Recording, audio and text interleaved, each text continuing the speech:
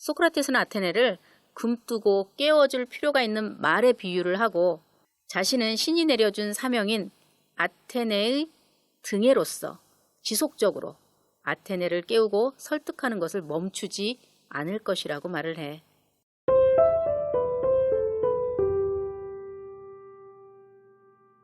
안녕. 오늘은 소크라테스를 이 재판정에 세운 공식 고발에 대해서 이야기를 해보려고 해. 소크라테스를 고발한 공식 내용은 다음과 같아.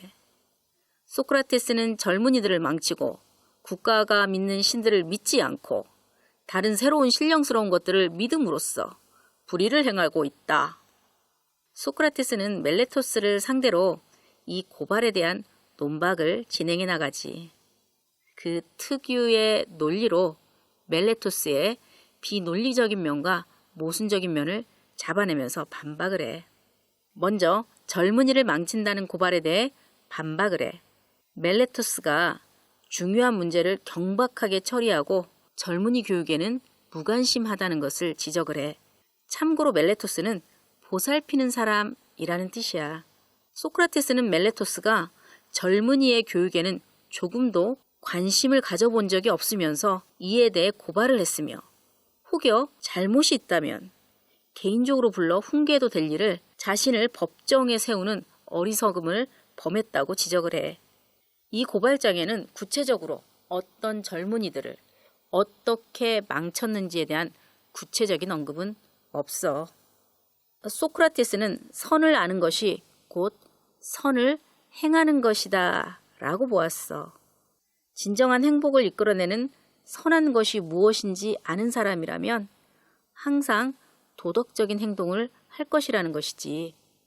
또한 선한 사람들 사이에 사는 것이 이롭다는 것을 아는 사람이 주위의 젊은이를 망치고 더 사악하게 망칠 이유가 없다는 논변을 진행해 나가. 도덕적인 악은 알매 부족으로 생긴 것이지 제 많은 생각이나 약한 의지 때문에 생겨난 것이 아니라고 보고 있어. 다음 대화 내용은 소크라테스의 이런 면모를 잘 보여주고 있어. 소크라테스, 뭐라고요? 멜레토스?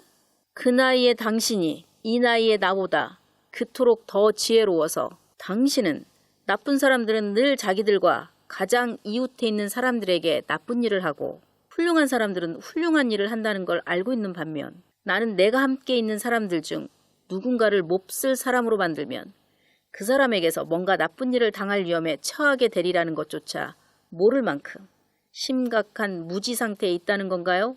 그래서 이런 대단히 나쁜 일을 의도적으로 하고 있다고 주장하는 건가요? 그 다음으로 소크라테스는 신을 믿지 않는다는 고발에 대해서 멜레토스의 고발이 자기 모순적이라는 것을 밝히고 있어. 고발장에는 새로운 신에 대해서 언급을 하고 있는데 이는 소크라테스가 말한 목소리 또는 다이몬을 가리키는 말인 듯해. 이 목소리는 소크라테스가 철학적 사명을 수행하는데 중요한 역할을 해왔어. 그렇다면 신을 믿지 않는다라는 것은 어떤 의미일까? 알다시피 아테네는 다신교 사회야. 다신교 사회는 다른 신을 경배하는 것에 관용을 가지고 있어. 아테네는 체계적인 종교 교리나 전문적인 사제 집단이 따로 존재하지 않았기에 특정한 신을 믿지 않는다고 해서 기소를 한다는 것 자체가 모순처럼 보여. 그렇다면 신을 믿지 않는다는 혐의는 다른 데서 찾아볼 수 있지 않을까? 신을 믿지 않는다는 의미는 신의 존재를 믿지 않는다도 되지만 신을 경배하지 않는다라는 의미도 될 수 있어. 소크라테스는 자신은 신적인 것을 믿음으로 신의 존재를 믿는다고 하였고 그러므로 멜레토스의 기소는 자기 모순이라고 항변을 해. 그러나 멜레토스의 의도가 신을 경배하지 않는다라는 의미였다면 그래도 소크라테스는 무죄일까? 에우티프론이라는 작품에서 보면 소크라테스는 자신에게 불경죄가 적용된 것이 신들의 부도덕한 행위를 묘사한 기존의 신화를 믿지 않았기 때문인 것 같다고 말을 해. 그렇지. 소크라테스는 신화를 전통적인 방식이 아닌 도덕적인 방식으로 재해석해. 즉 소크라테스는 일반 사람들이 신을 경배하듯 경배하지는 않는다는 것이지. 그렇다면 멜레투스의 기소는 옳은 것일 수도 있어.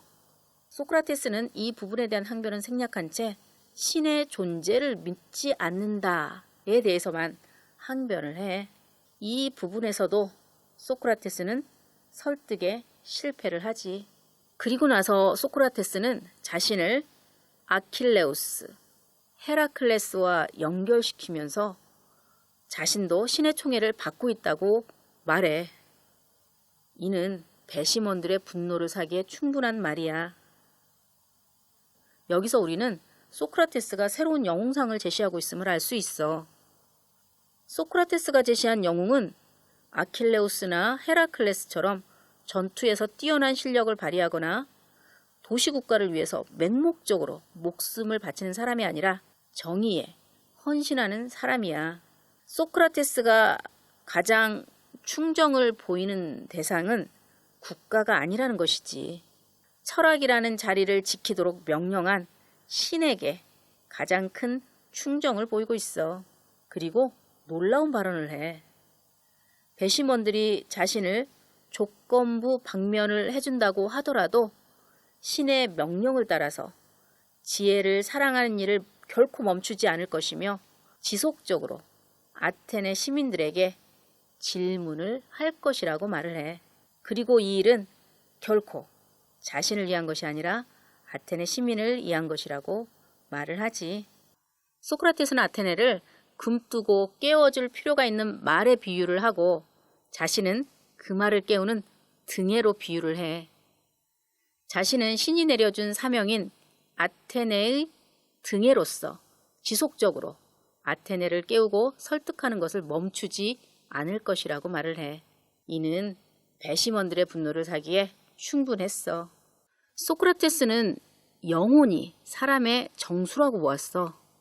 덕을 추구하면 영혼은 완벽해지고 악을 행하면 영혼은 파멸한다는 것이 그의 주장이야. 소크라테스는 영혼을 다듬는 것이 자신의 사명이라는 그의 주장은 그리스 윤리학의 혁명을 일으킨 것이야. 소크라테스 이전의 그리스 철학에는 이런 개념이 존재하지 않았거든. 이런 사고방식은 친구들에게 이로운 일을 하고 적에게 해로운 일을 하는 것이 정의라는 당시의 전통적인 정의론과는 배치가 되는 급진적인 사고였어. 여기에 소크라테스와 아테네의 균열이 보이지? 영혼을 강조한 소크라테스는 개인의 도덕적 자율성과 도시국가의 권위 사이의 갈등을 부추긴 면이 있지. 만약 많은 젊은이들이 양심을 중시하여 관습에 복종하기보다는 영혼의 진실을 찾고 전통적인 믿음을 받아들이기보다는 비판적인 사고를 한다면 아테네의 안정은 흔들릴 수밖에 없어. 그것이 평화로운 시기라면 국가를 새롭게 하는 원동력으로 작동할 수도 있지만 국가가 위험에 처했을 때는 위협으로 여겨질 가능성이 크지. 여기에 아테네 시민들의 고뇌가 엿보여. 첫 번째 항변 연설이 끝나고 소크라테스는 유죄 판결을 받아 설득에 실패한 것이지. 우리는 첫 번째 연설 도중에 간간히 들려오는 소란에 소크라테스가 설득에 실패하고 있음을 짐작할 수 있어. 이 재판을 직접 본 사람들은 그날 재판장이 야유와 고함 등이 난무하는 아수라장이었다고 말을 해. 오늘은 여기까지 할까? 안녕.